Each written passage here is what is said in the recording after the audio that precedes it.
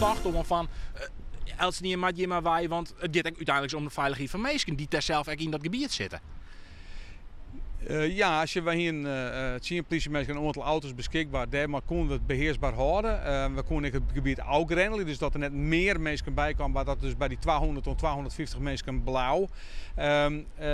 Dan mag je geen afwagen, maar ja, we kunnen de ME er wel insturen, maar 30, 40 man. Die mensen die worden ik waai in dat gigantische gebied en ze kunnen overal heen stoten. Het wie in Grenzig uit rond op bierflessen gooien, stien gooien. Ja, de mensen springen in de auto en wat ze achter de keers hebben, dat weet ik net, maar de ze fut en dan wie er in Groet in Noord-Holland, wie ik in het natuurgebied, eenzelfde soort rave gaan die jaar van de politie. Dus ja, dan stoten ze oer de Oosterdijk, ik werd Extinction Rebellion zit. Ja, misschien wordt daar mooi, ja, net alleen nog het probleem verplaatst, maar misschien komt namens te groter. Dus dat helpt mooi aan het bevestigen van het beeld van ja, het is hier beheersbaar. Natuurlijk lever net, maar als het dan toch maar toe dan maar en dan worden om tollen worden echt wegwezen.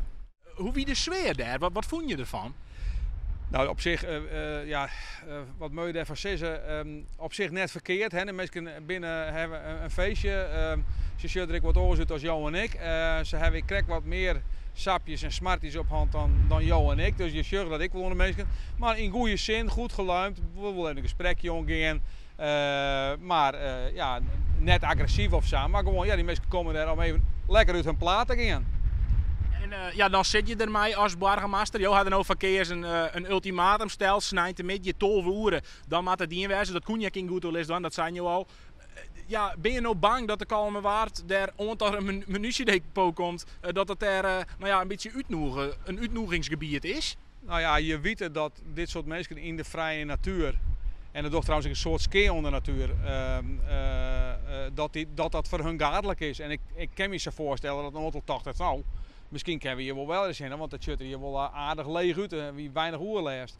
Dus we zullen er aanstek de komende tijd, zowel vanuit de gemeente, maar ik met de groeneigenaren praten met van wat kunnen we nou doen om dit te vorm te komen. Alleen ja, het Lauwersmaargebied kan je net afsluiten. Dat is gewoon vrij toegankelijk. Dus iemand die daar, we hebben wel vaker van dat kampeergasten is, maar die dat Lauwersmaargebied ingaan en die daar gewoon waai worden in de natuur en hun daar ophouden. En wij weten dat ik net. Dus ja, we kennen wel wat het was, maar het hele Lauwersmaargebied hermetisch dichtgooien is ik weer wat anders.